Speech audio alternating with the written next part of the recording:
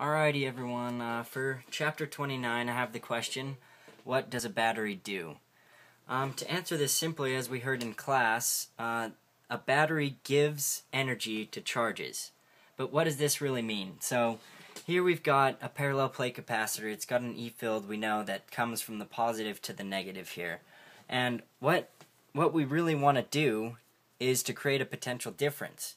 And that's exactly what a battery does. That's what a battery does. So if we were just to per se put a positive charge here down by the negative plate, if this were just injected into the parallel plate capacitor, it would go towards the negative plate because positive charges seek less potential energy, which is right in the bottom, and obviously positive is attracted to the negative, so in a common state it would just want to sit here. So we would want to move it up like this, all the way to the top.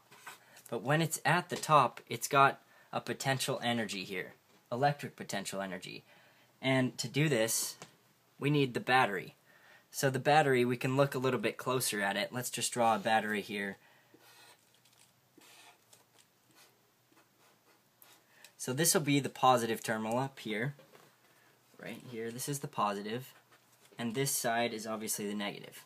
So what we can really look at, you can actually check this out in your book if you would like to and go along with it, but it's figure 30.8 in chapter 30.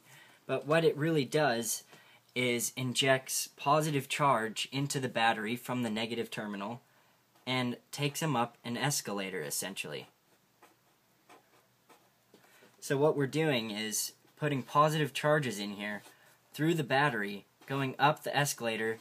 It's giving them charge, and we don't need to go into any of the stuff regarding how it does this, just because it's all chemistry. They put in electrolytes and have 2 electrodes in there, but that's essentially what it does. It brings the positive charges up, as shown here. So it's bringing the positive charges up, and at this point there's an electric potential, and it creates a potential difference throughout the system. So there you go. That's exactly what a battery does.